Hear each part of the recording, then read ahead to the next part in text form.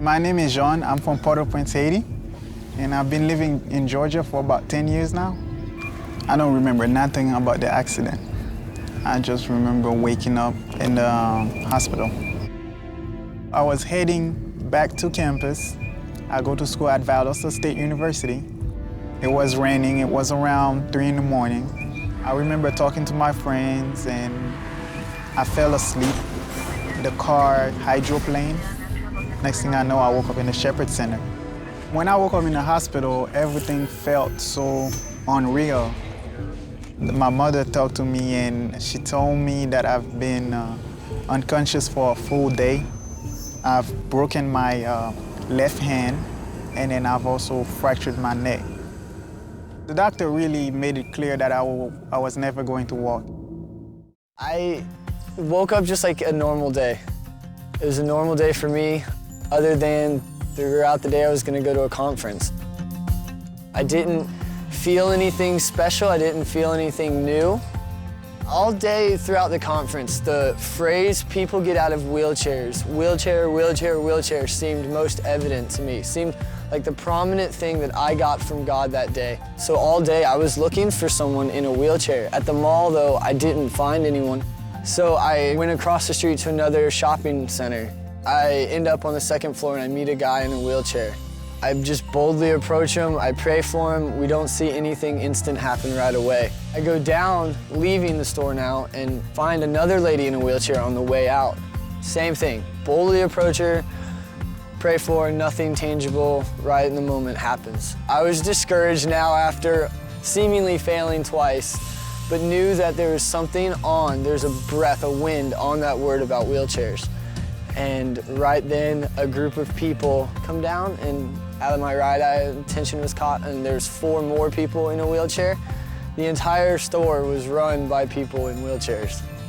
There's a local spinal center in Atlanta that deals specifically with just injuries to your neck or your back, and they were there to test the accessibility of that store. We were supposed to do some practice shopping in a wheelchair. And then I was with my sister, and then we were riding around in the shoe aisle.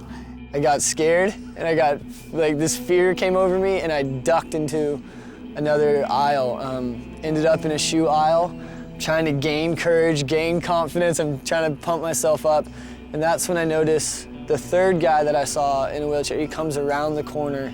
He had a neck brace on and a back brace on. His legs were strapped to the wheelchair. No movement at the time in his body, said he had a hard time feeling his legs. And I just asked him, I was like, man, do you mind if I pray for you? I know that God heals and God gets people out of wheelchairs. I would love the opportunity to pray for you.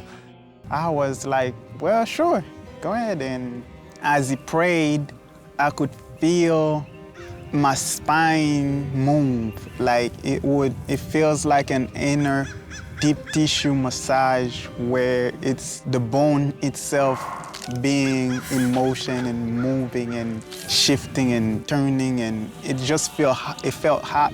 He touched my knee, both of my knees, and then I could feel the heat. That was a different feeling. It's out of this world. We take the straps off his legs in case there was a breakthrough to be able to test it, and one of his legs goes up after a couple minutes. We think maybe it's a muscle spasm. We kind of try to reason it out logically in the natural. And then we asked to do it again, and now he's voluntarily moving his leg on his own power. Before that, all I could do was move my toes. That's the only movement I had. Now we're just excited. There's all the fear leaves at this moment. And now you're just pressing in further. Like, God, you're not done yet. You're not a God of partial healing. You're a God of full healing. And we pursued full healing. And we're excited and teary-eyed, and it just feels good. The atmosphere around that aisle was changing. Trying to not be offensive, I was like, hey, do you want to try to stand up? I went ahead and stood up, and then it actually happened, and then my sister was amazed. We were all blown away. And it felt almost like when you're at the beach and a wave crashes over you, all of a sudden this presence comes up and it just swept, I believe, all three of us away. The girl and the guy crying. I'm crying but half laughing. It's the awkward in-between phase. And then we started hugging, we started embracing each other. God had just showed up, tears on each other's shoulders, and we exchanged phone numbers and the guy sits back down. And then I go back to the conference, carrying a testimony, carrying a story of revival showing up in a simple everyday store. Since then, it's been uphill since then as far as my recovery is concerned. I learned that this guy's name is John, and it wasn't just a one-time encounter that we shared in that store. We developed a relationship. We developed a friendship. I started to visit him during his stay at the spinal center, started to press into breakthrough with him. We started to just become friends. Now we're even hanging out. We call it getting into trouble. We would go and find people and then pray for them, and it's been really wonderful. I've seen a lot happen in other people's lives. He's plugged in around local churches, I'm plugged in around the local churches, and his one goal was to always play soccer again, but the injury was going to stop him from that.